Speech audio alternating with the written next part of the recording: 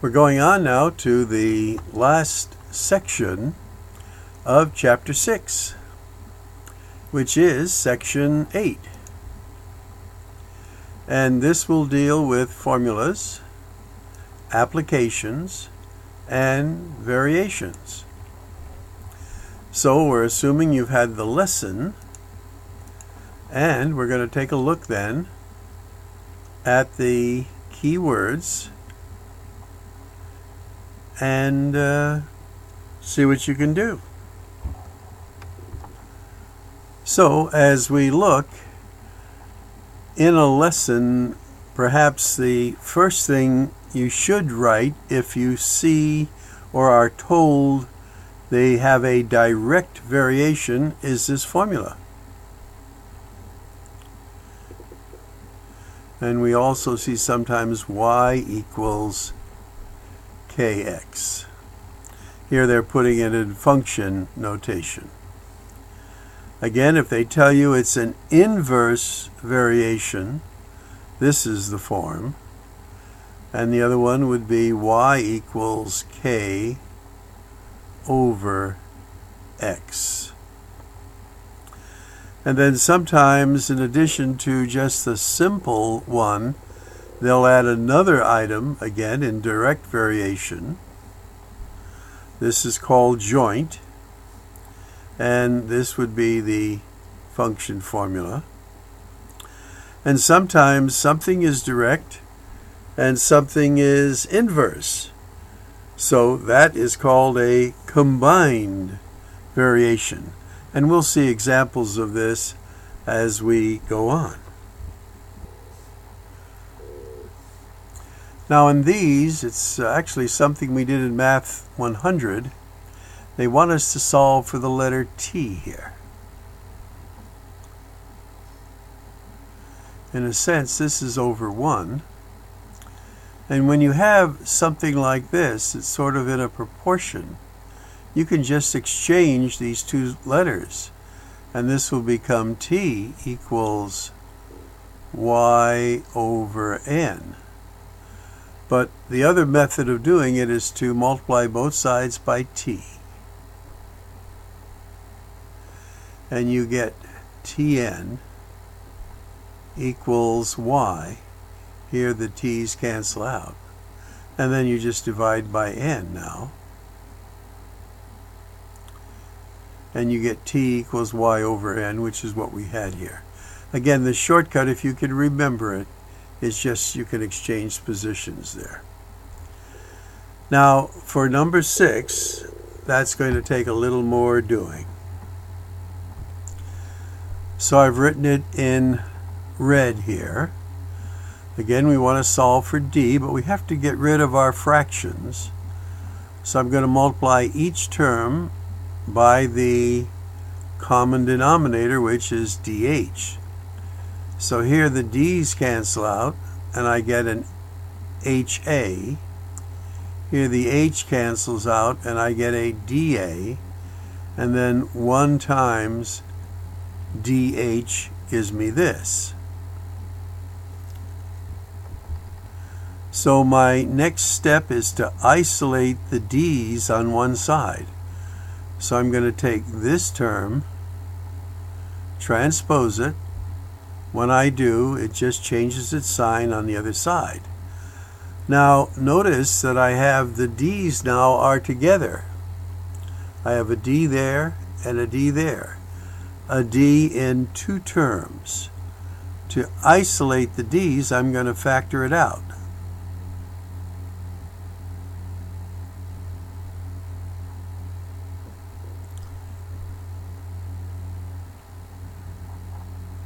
Now, what I'm going to do is divide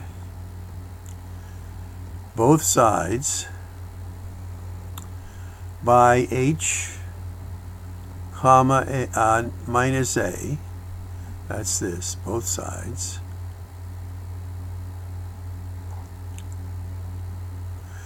These then cancel out, just left with a 1 under here. And my answer then is d equals, again, this is an h, a all over h minus a. So it was quite laborious to get there, but these are the steps. I'll do this in steps so it doesn't get too confusing.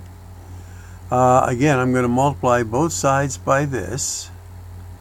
So g times this over here, and on this side it cancels out. Now I'm going to divide both sides by g, and I now get a, I can take the parenthesis away, plus 5a equals 3x divided by g. And now I'm just going to transpose this over as a negative 5a. And that's my answer. Now here I've written example 8 in blue, and then I'm going to get rid of fractions. So I'm going to multiply each term by the common denominators, which are these letters. And now I'm going to do my canceling. U will cancel out, and I'll be left with VW here.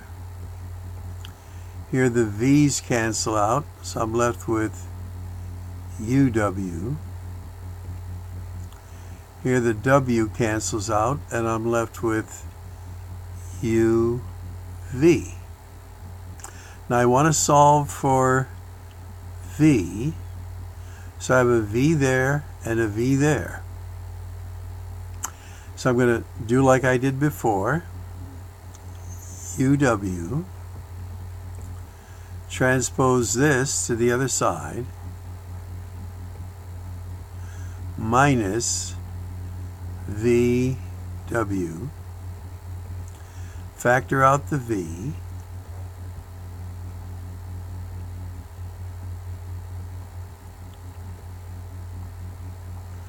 and now I will divide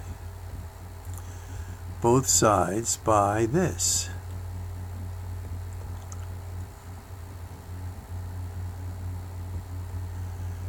And you recall we had one very similar in an earlier example. So these cancel out, and then V equals this. Now if needed, you can always pause the tape, but let's see what we've done here. So I'm going to cross multiply here, and I'm going to get CT, which I have right there, and then I'm going to take this V and multiply it by this, which is what I have there. I'm going to distribute the V, and I get this.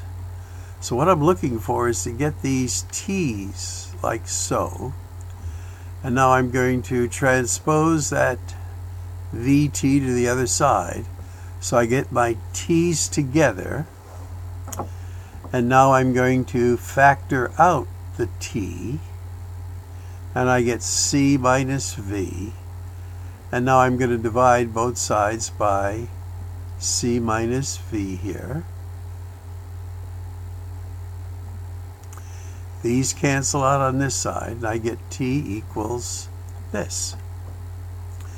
Again, we've done some like this now, so hopefully you're developing the skills to be successful and toward mastery.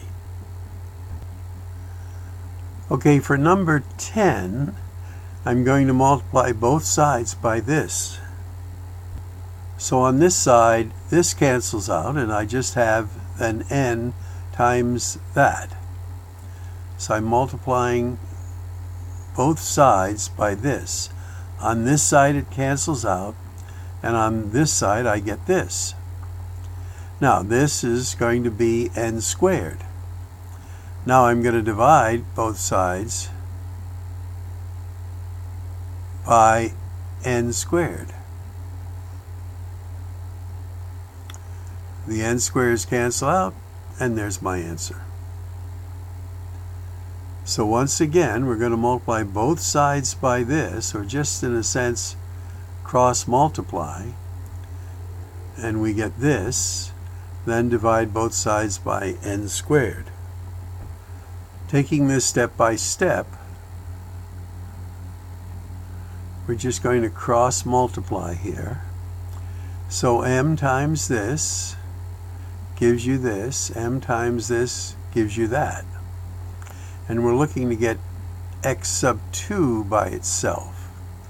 So I'm going to transpose that, and that gives me now a positive m x sub 1. Then I have this gone from this side, it's on the other side. And now to get x sub 2, I just divide both sides by m.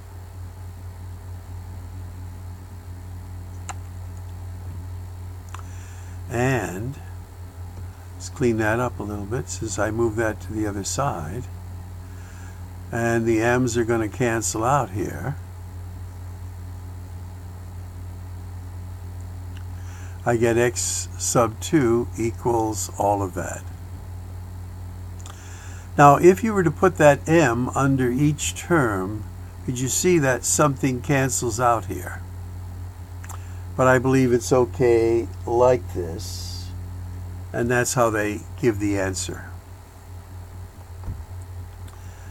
So again, we're going to cross multiply here, and we get then s times this, which will give us sg minus s lowercase g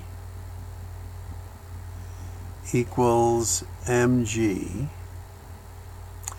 And we want to solve for this g here. So we're going to transpose this to the other side.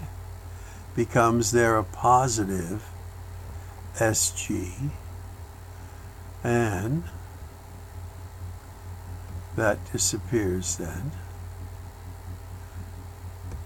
And then we just divide by s. And again, you have to be careful of our capitals here. This is a capital S. So g equals that. Okay, again, the same principles are applying that we use to solve equations. In example 13, after you read what they want find the constant and then the equation of variation and its direct variation. So reading that, as we mentioned earlier, you should put the formula y equals kx. This is the formula for direct variation. Now they're going to give you a value for y, which you substitute there, a value for x, which you substitute there, and this is what you have. Now you're going to solve for k by dividing both sides by 5.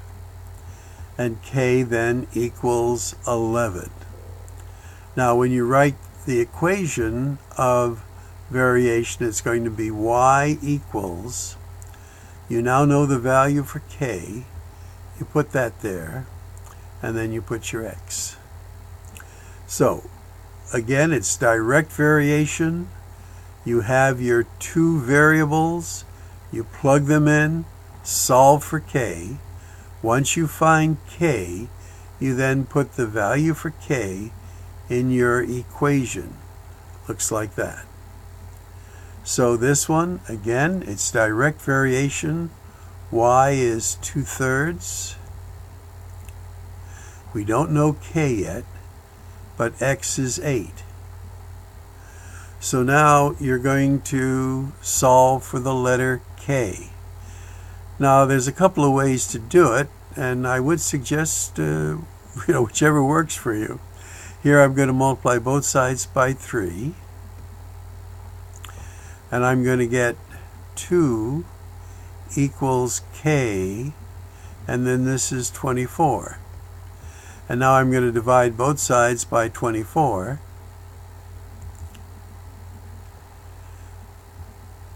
And here they cancel out, and I get k, I don't know if you can see that, equals 1/12. Now there's other ways to do it too. So that our equation of variation would be y equals, we now know k is 1/12, x. Remember, x is in the numerator.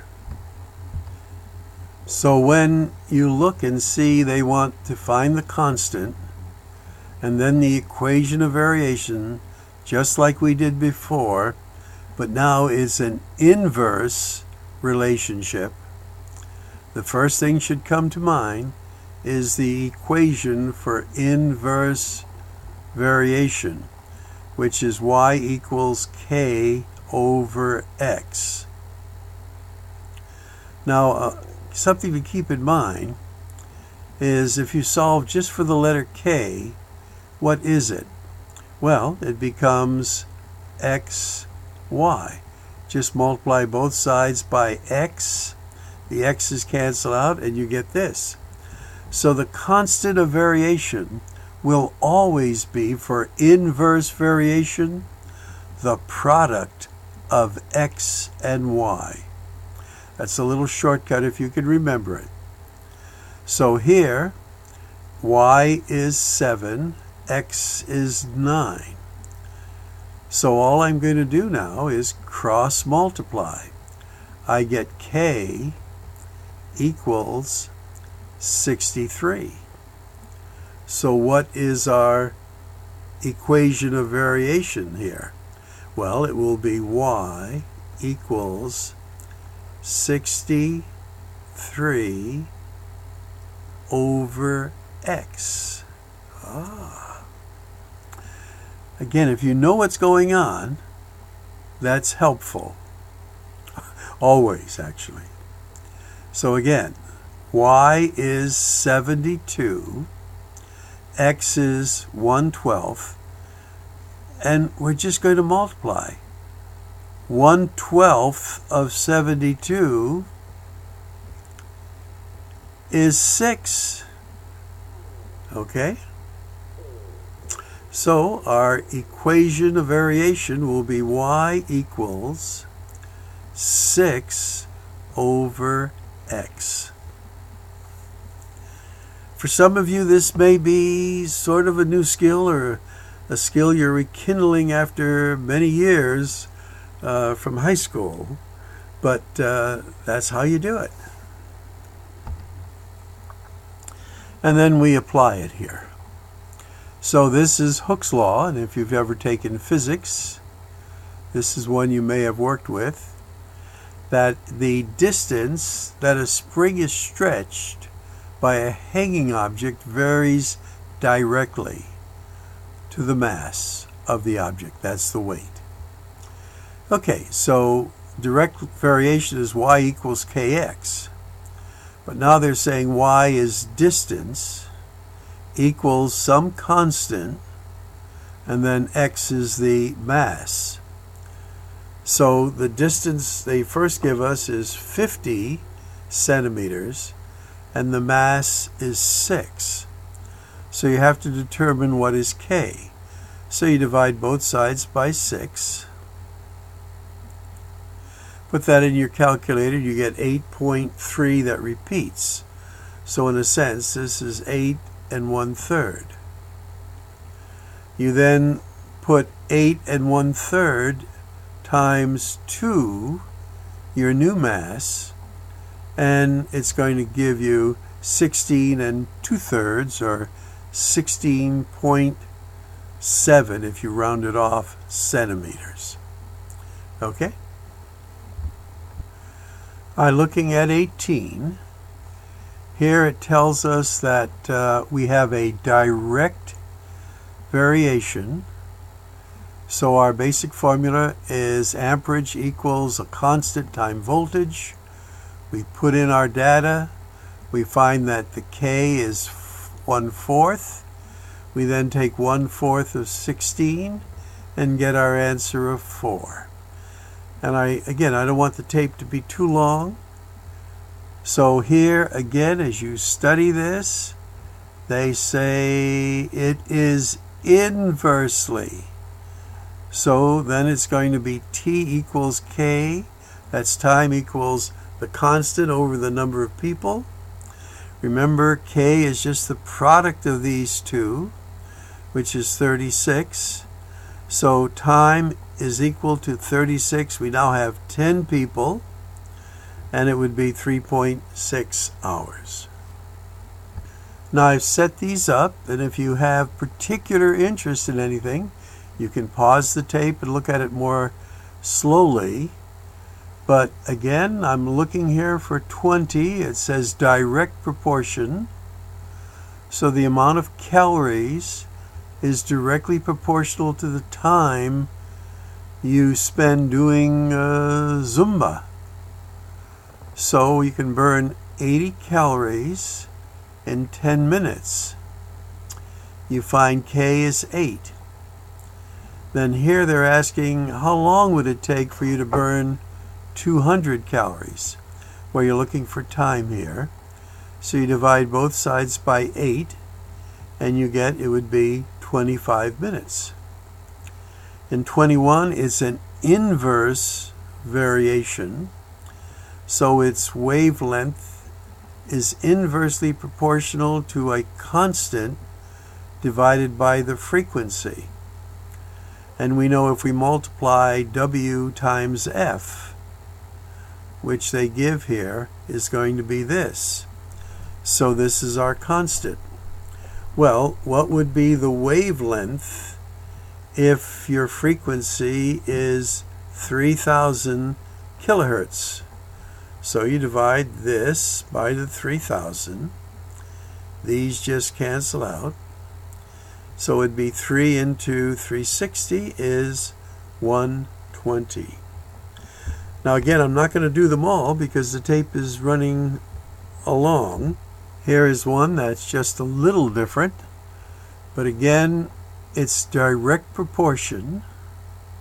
So it'll be y equals k, our constant of variation, and then the square of x. So x will be squared. Here they're giving you a value of 90 for the y, 6 for the x that we need to square. So this is going to become 36. So we divide both sides by 36 to find k, and k is 2.5. And you could express then the equation of variation as this or this. Here we see that y varies inversely as the square of x. So y equals a constant divided by x squared. And we're going to square x, which is 0.5. Y is 72. This gives us 0.25. We're going to cross multiply, and we get k is 18. So there is our equation of inverse variation right there. We have discovered what k was. So as we look at number 25, we can just read it as we go along. Y varies jointly, and then we have to put the k in as x and z, and inversely as w. So it's just a matter of plugging in the 9 there, the 5 there, the 6 there, the 10 there. Don't forget, that was because inverse goes as a denominator. In number 26, y varies directly, so y equals k. K is always up there in the numerator, as the square of x, and inversely as w and z. Again, it's just plugging these values in and finding out what k is, and then writing it. So volume V, we need our k, varies directly as the temperature, so that stays up in the numerator, and inversely as the pressure, which goes in our denominator. So substitution, solve for K. And then they're going to give you a little problem.